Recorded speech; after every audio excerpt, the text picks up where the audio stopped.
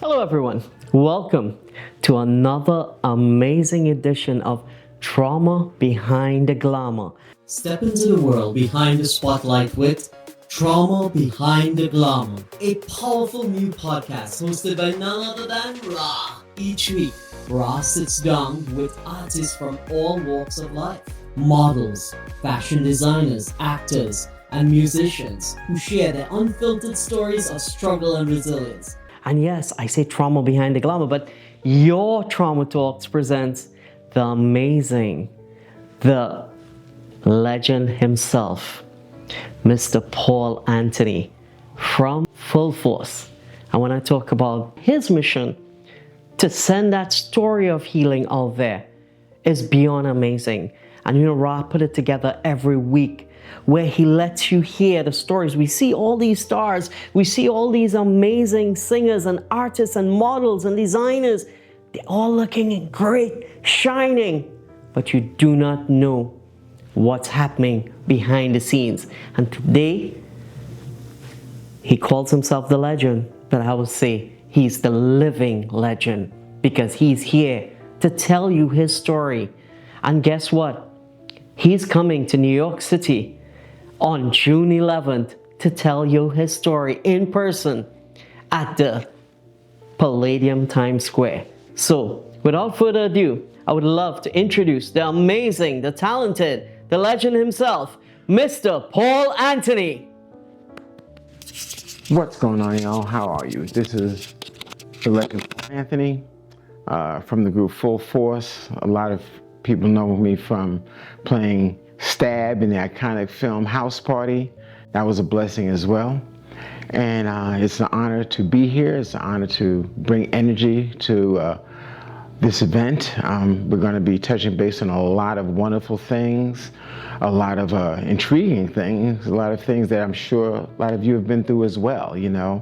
My own story, started when I was maybe 10, 11 years old, singing on the streets of Bedford-Stuyvesant and East Flatbush, Brooklyn, singing on the street, for money. My father and my uncle Cito, they helped bring me up, and my uncle Paul was out there while I was singing. And later on, my father taught my brothers, B Fine and Lou, as you know, as Bowleg Lou, how to sing as well. And there we migrated on the way to the Apollo Theater in Harlem, where we won 4 times. I was 12, Lou was 13, I think B was 8. And that's when we first turned professional and did a bunch of shows with a lot of old time groups that you probably wouldn't even know the name of, but it was a wonderful experience. And that was the beginnings, but we just kept on grinding, kept on moving up. And then later on, we decided to, along with our manager Steve Salem, we decided to produce groups, because we were so ahead of our time, people weren't ready for us, we dressed like rockers and, we had an R&B sensibility, a pop writing pen, but we had a hip hop attitude. So when you're working with somebody, you put yourself under less of a microscope. So, one of our first successes was a song we wrote for Curtis Blow called Basketball, or co-wrote rather.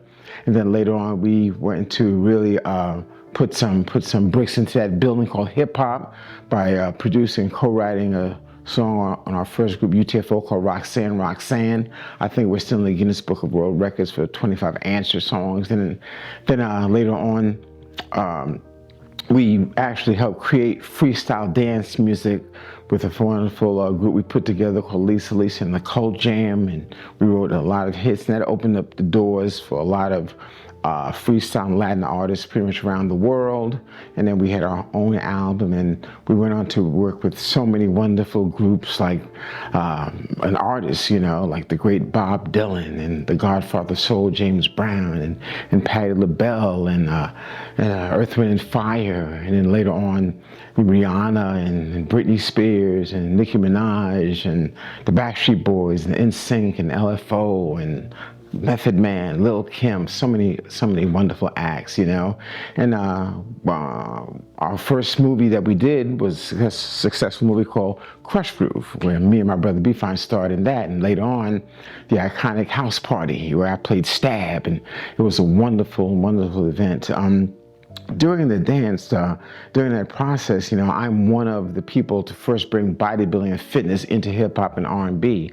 So when I was hit with a shocking thing called cancer, it shocked everybody because I was always in shape, always worked out, inspired millions. But, you know, sometimes he will give his toughest battles to his toughest warriors. And that was my interpretation of it. I won't go too deep into that. We'll save it for the interview.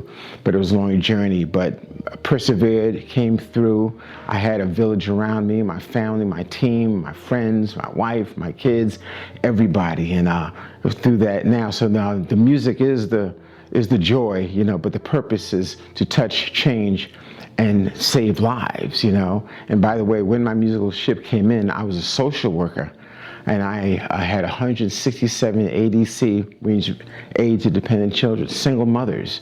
And so you learn to really speak and engage and find out the spirituality and the mentality of everyone. And you find out that it's all connected, everything from the physical to spiritual. And I gave away so much money and so much Medicaid and so much food stamps. And I remember back then, many of my clients, I said, okay, you got everything you need? You got everything? Okay, good. Now, listen to this song, because I ain't gonna be here long. I said it about 3.5 years. I ain't gonna be here long, you know. But then when the music came in, it was an amazing time, you know. So we're gonna go into more details about that, some other things, and to show you how, you know, you sometimes you have to go through to get through. And sometimes, you know, it's all connected. That's why it starts here. You know, what the mind can manifest, the body will follow, fueled by the spirit. It's all connected together. So we're gonna take you on a journey just like that. The legend Paul Anthony, out. And it's very, very important that you come out to hang with me and a host of other really, really engaging people. June 11th, Times Square. You got to be there at the Palladium. It's all about mental health, and it's all about being resilient. That's why it's called resilience. I'm gonna say it again, resilience, June 11th, the Palladium, coming out, okay? Welcome back, everyone. So you just heard it from the legend himself, that little snippet of what he has been through, what he has endured. I know Ra say about resilience all the time. Your resilience is your truth. It's your story. It's what crafted you into being the man that's sitting here every single day. Because you don't just go through it, just don't wake up. Right. As you said, I could imagine back when you got your first Grammy and everybody's going crazy for all the amazing songs that you had out there with Full Force, right? Oh, yeah. But nobody, when they don't know the little guy who was standing on the streets singing, the little guy who stepped up the ladder one step at a time. And slowly, it didn't just happen because at those times, so let's go back now to those times. Okay. And you tell us how it felt if you go back and you remember when you had to actually go out there and do that, where it was tough. Ain't got all these social media. Right. Tell them.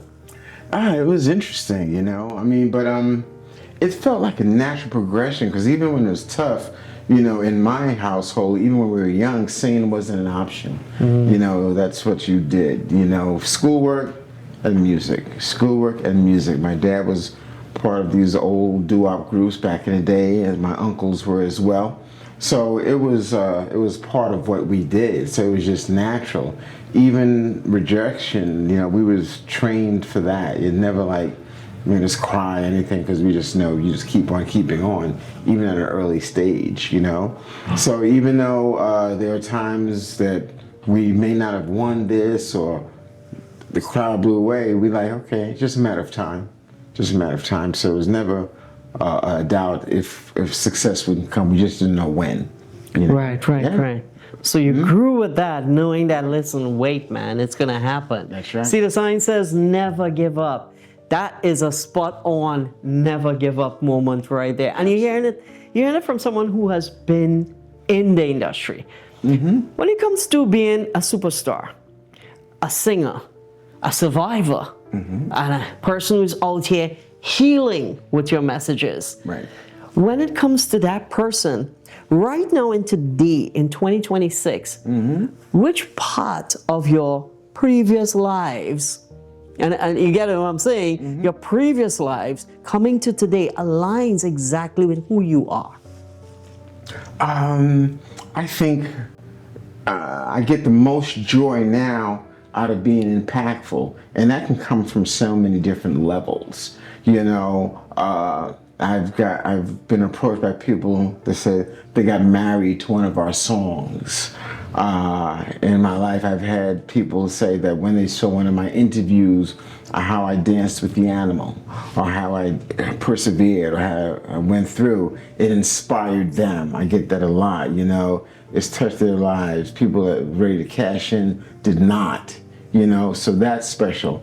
Or if I'm running to pro athletes, whatever, and they say, hey, when I first saw you training in the video, working out, that inspired me to be a world-class athlete. I get that a lot. So there's different portals, different levels of inspiration. But as long as you can inspire and engage, to me, that's always been my life goal. Even when we didn't make it, my goal was to live forever. Oh, that's so cool. Yeah, and that's how you live forever, by what you create and what you leave and what you touch. And as you talk about fitness, how do you add in and you bring in your fitness together with the people that you influence? I was going through your bio, I see that word Michael Jordan on there. So tell us a little bit about that. Oh man, yeah, that was a wonderful experience. You know, that was Full Force. We was blessed to do one of the biggest selling videos for the NBA Entertainment called Michael Jordan's Playground.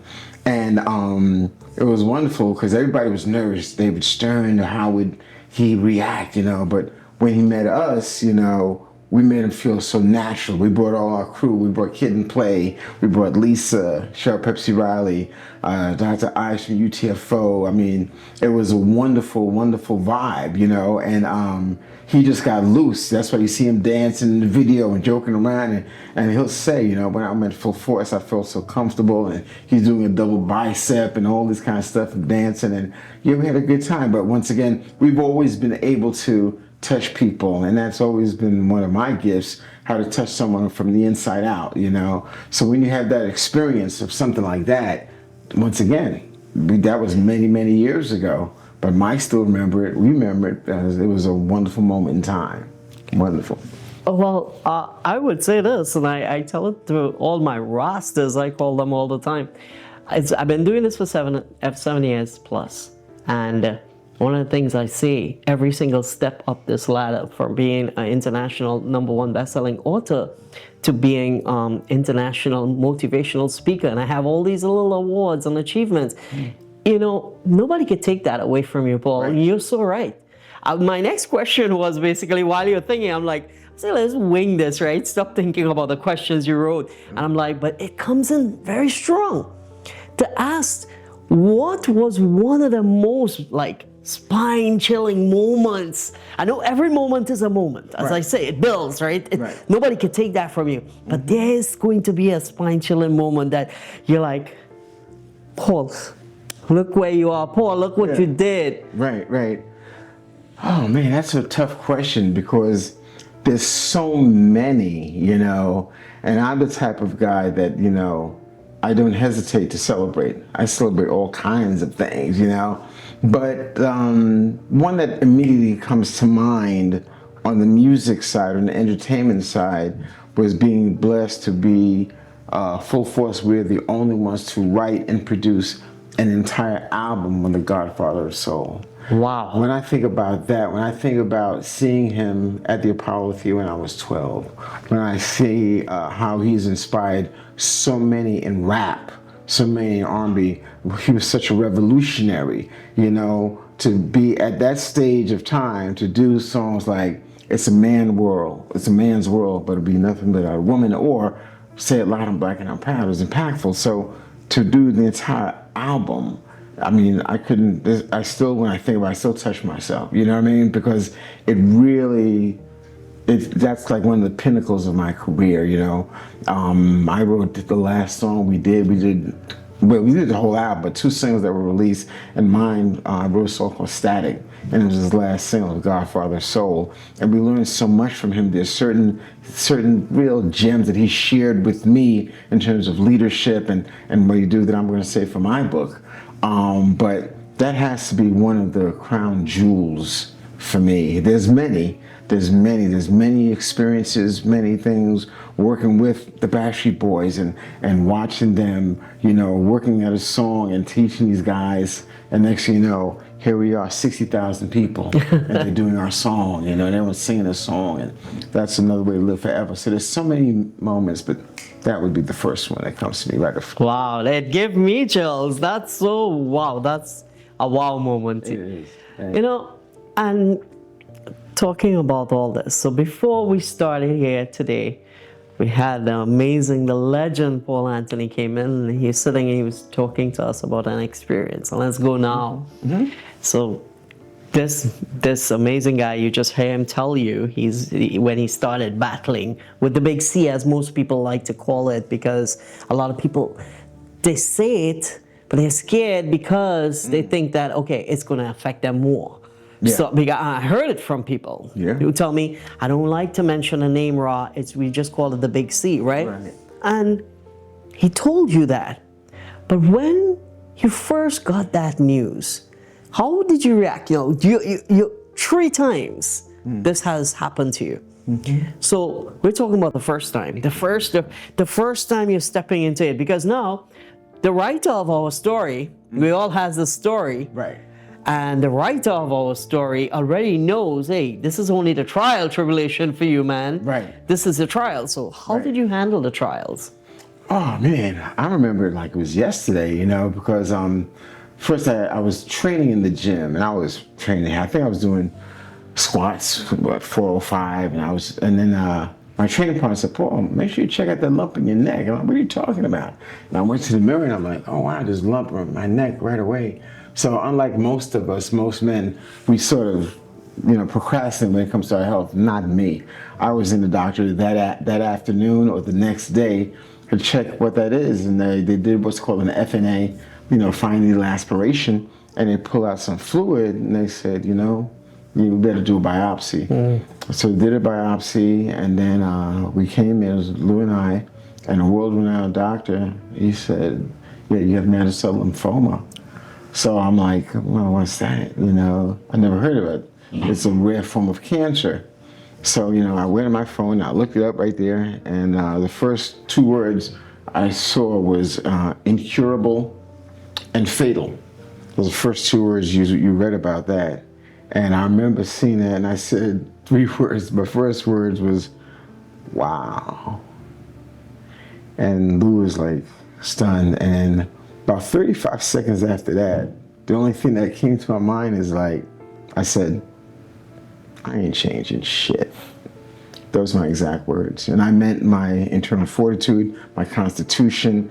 I'm not letting this deviate me from no, okay? And that's what I said. So right there in my own belief, I started going to work on myself right away. And the doctor, he said, you know, the type of cancer you have is 2 years, only 2 years past diagnosis, is a survivor. And I said, well, then you better hurry up and get to work. I could write a whole lot of hit songs in 2 years, if that's what you think. I told him like that. But my mind is like, no, nah, there's a reason for that. So to me, one of my many phrases as a songwriter is, when the unexplainable occurs, there in the midst stands the Father. So I said, okay, what do you want me to see? There's either something you want me to see, or there's something you're going to show me. I said, let me think about it. So my interpretation was, I said, okay, I know what this is. I started talking out loud. I said, I know what this is. This is going to be the pathway to my next season. So you want to make sure that my words of life and death is true. And the only way that could be is you put me on that. I get it. And I said, G, you got jokes. And I would talk out loud to him like that. And right then I'm like, okay, let's go. And me and my brothers, we literally went on tour. Like I mentioned earlier, going to various hospitals. I was in the 3rd, going to the 4th stage of cancer. And all I knew it was incurable. But we went and, just to answer your question, to deviate, that was my first thing. It was like first shock, and then after that, it's like, I'm ashamed. No, no. And I said, okay, this is his test. Yeah, get me. And I said, I get it. I got that. And that's why I call myself the cancer champion. Because like you said, most people are afraid of the word. But I've said, no, I respect it, but I don't own it. I'm going to grasp that word and I'm going to take the power away from it. I'm going to call myself the cancer champion. That's why with my foundation, the cancer survivor walks the earth, but the cancer champion conquers the world. And there's a difference. So that's that. But to answer your question, it was first shock and go right to work. Do you believe that? You're put into certain situations throughout your life that shape you into a place that when that time reaches and it's your time, you're prepared to handle that? No question. No question. Absolutely. Life is interpretation. You know that. And it's all about how you interpret and how you see it. But the things that you are shapes and prepares you or not for what's coming. And I always saw that, It's like, it's so funny when we were little in Best Side, we couldn't even afford toys. We had to make our own games. So what we did is, I was able to draw, and I'm talking about 8, 9 years old. So we would draw on white paper, little cartoon characters, whomever, and then we'd cut them out with scissors. We called them things. And mine was always 2 men doing a double bicep. At 7 years old, I was always draw guys doing a bow bicep. And then when I got Marvel comic books, I would cut out Spider-Man and the Hulk and all the Marvel guys, they do hands like this and this. And that was at 7 years old. I didn't think that at that time, later on in life, bodybuilding would be my thing, and through fitness and training, I would inspire millions all over the world in fitness and bodybuilding, which I did. So, that's proof positive that you are who you are. And sometimes what you do and what you go through shapes and prepare you for what's to come. You can't see it. You may not see it. You don't have to see it. See that? And here he comes with it, right? What is meant for you shall never pass you by. And what passes you by was never meant for you. Sure. You have this man telling you it like that, exactly. Because you ever heard people say all the time, you only get how much you can handle?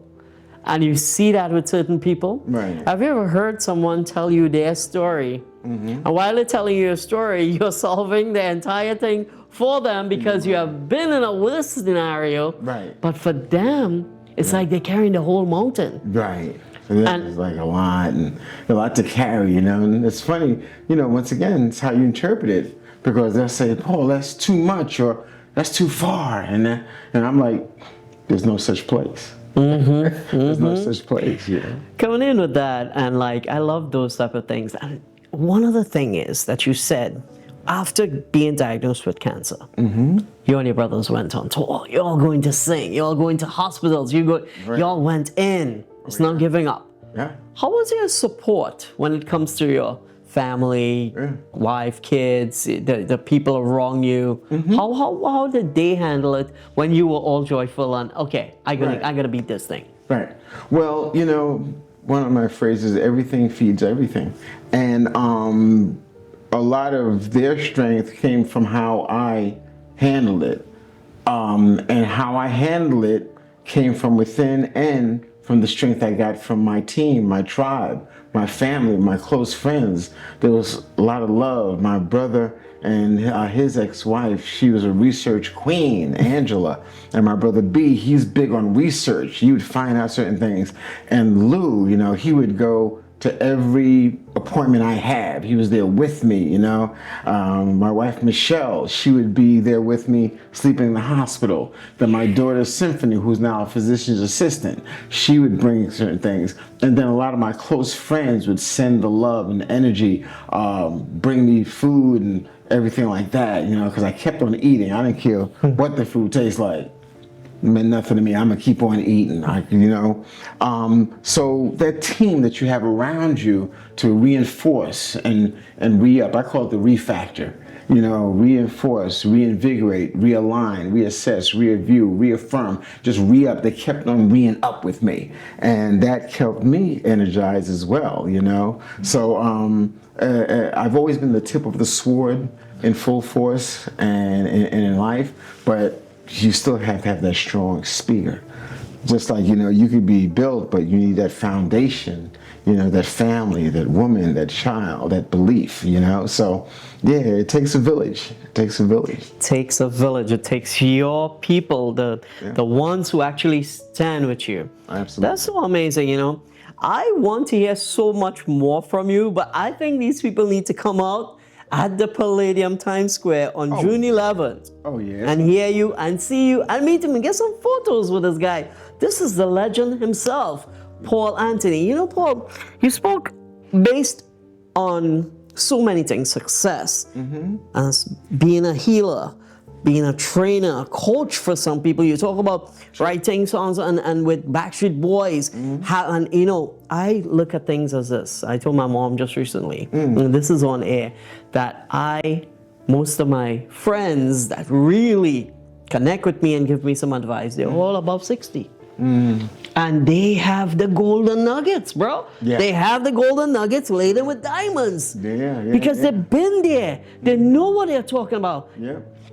20 years ago, I meet someone in their 60s and they're telling me the story, and I'm like, in my head, I'm like, you know what you're talking about? You don't know what I'm going through. I know I live it. I've heard stories and I go like, this is boring. And then I'm living it. I'm like, oh, can I go back and talk to that person? You can't. You can't. You got to remember what that person said. You got to remember you should have listened. And that's the thing about things in life. You know, so when you talk, I watched my uncle in 1998 pass away from cancer. And with my aunt, she was so dedicated to him, just like you. I used to sleep in the hospital room on the floor with her as well, because she really pushed. And then I have my neighbor. She was next door to me. In 2014, she was diagnosed with colon cancer. In 2020, during the pandemic, she passed away. I was there throughout the battle with her. And one of the things I remember that really hit me, how bad when she was sick, is how much she believed in what I started doing with your life experiences with Raw. One day she was driving me to get shots in my back before I had back surgery. The pain was so bad, and I was crying while she was driving me. Now you have someone with stage 4 colon cancer on heavy chemo, and you're telling this person, you can't take the pain, you want to die. She was like, Ra, I drive you with my sick self. I would not do that for anybody, but I do it for you because I believe in you. I listen to you. And here you are telling me that you want to give up, you want to die? No. And right there, it shook me. Like, wow. You have this person fighting. And she did good because our good friend, Chadwick. Chadwick went 5 years. And she made it 6, you know, but she believed in Christ that he would have saved her down to the last. She told me, take your hands around, put it in my belly, and pray for me. And we prayed, you know what I mean? And when you connect with someone, you really help them. I'm really happy that we could sit here and have this conversation. I wish we could talk all day, but we know that doesn't happen. Tell these amazing people where they can find you. Oh, well, on all social media, you know, I'm the legend Paul Anthony. I'm one of many legends out there, but I just like to put it out there. I'm at the legend Paul Anthony on Instagram, Facebook, TikTok, all over, you know. But I tell you where you can find me June 11th. I'm gonna be at the Palladium, okay? Resilience. You need to come, you need to vibe, engage, and let's just share that energy, okay? Wow, you heard it from the legend himself, and you know what Ross says. When you're feeling down and out, you have just heard that story of resilience and keep moving forward when you're down and out. Remember, there once was a man who had the blues because he had no shoes. Down the street, he met a man who had no feet. So remember that you can, you shall, and you will. This is Ra and the amazing, the legend, Paul Anthony. We love you all.